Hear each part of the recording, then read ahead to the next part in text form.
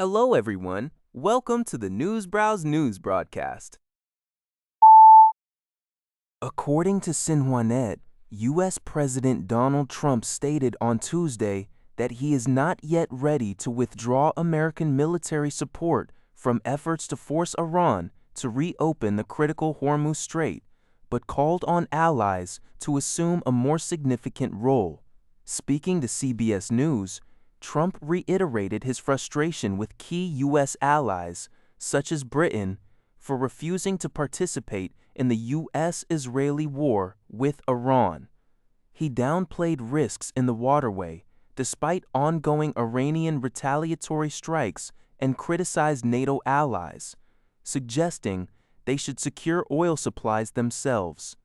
Trump also declined to comment on whether victory could be declared without eliminating Iran's enriched uranium, stating it was deeply buried, which appears to contradict his earlier justification for the military campaign as addressing an imminent threat. He indicated the war, now in its fifth week, would not be long, claiming operations were ahead of schedule, as U.S. gasoline prices surpassed $4 per gallon.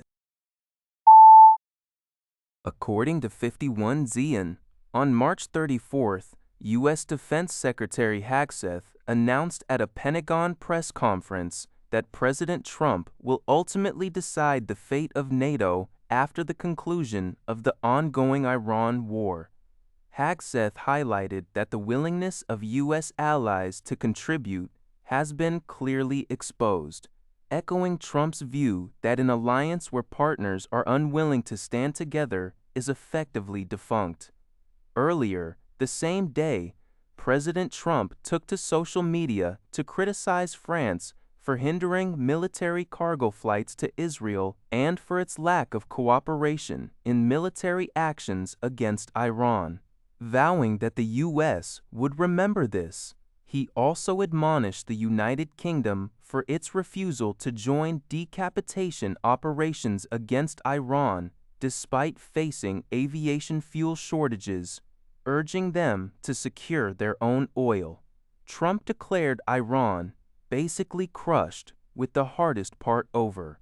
Meanwhile, reports from March 29th confirmed that a U.S. Air Force E-3 Sentry AWACS aircraft was severely damaged, potentially beyond repair, in a retaliatory missile and drone attack by Iran on Prince Sultan Air Base in Saudi Arabia on March 27th.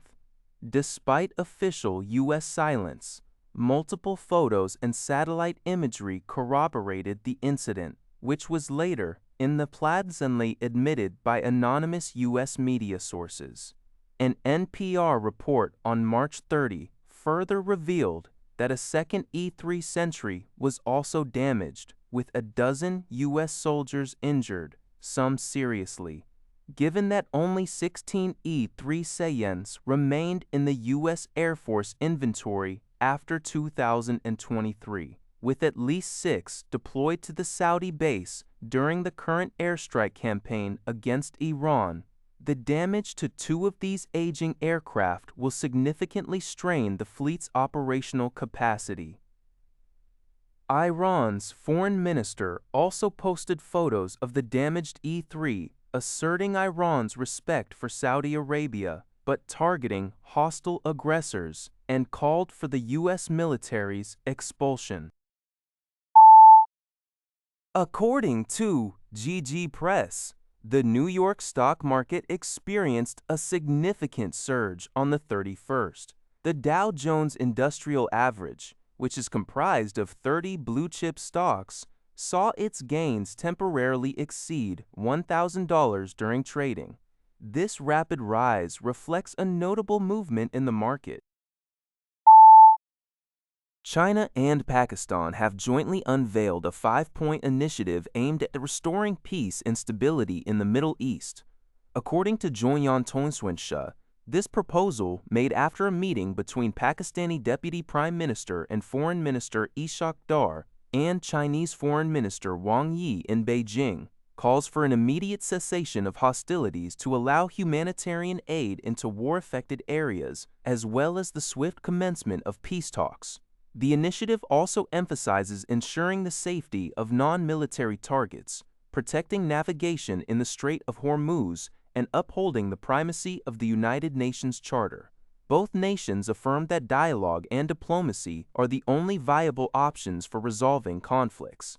This diplomatic push follows Dar's prior engagement with foreign ministers from Saudi Arabia, Egypt, and Turkey to discuss ending the war, which erupted after a joint U.S.-Israeli airstrike on Iran on February 28.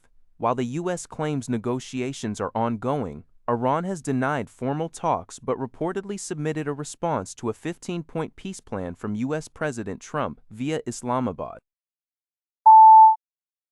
Global News reports that U.S. stocks saw mixed movements on Monday as oil prices continued their ascent, fueled by ongoing uncertainty surrounding the war with Iran. The S&P 500 slipped 0.4%, extending its losses to 9.1% below its record set earlier this year, while the Nasdaq Composite fell 0.7%. The Dow Jones Industrial Average, however, managed a slight gain of 0.1%. Canada's main S&P TSX Composite Index also finished in negative territory, down 0.108%.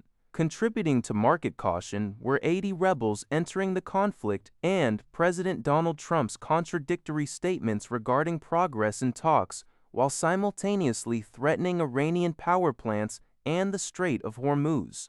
Investors are grappling with when full oil and natural gas flows will resume, and whether the disruption will trigger severe inflation, potentially prompting the Federal Reserve to hike interest rates. Treasury yields eased slightly, but remain elevated, reflecting these concerns. Cisco shares dropped 15.3% following a major acquisition announcement, while Alcoa rose 8.2% on speculation of increased business due to damage to rival facilities.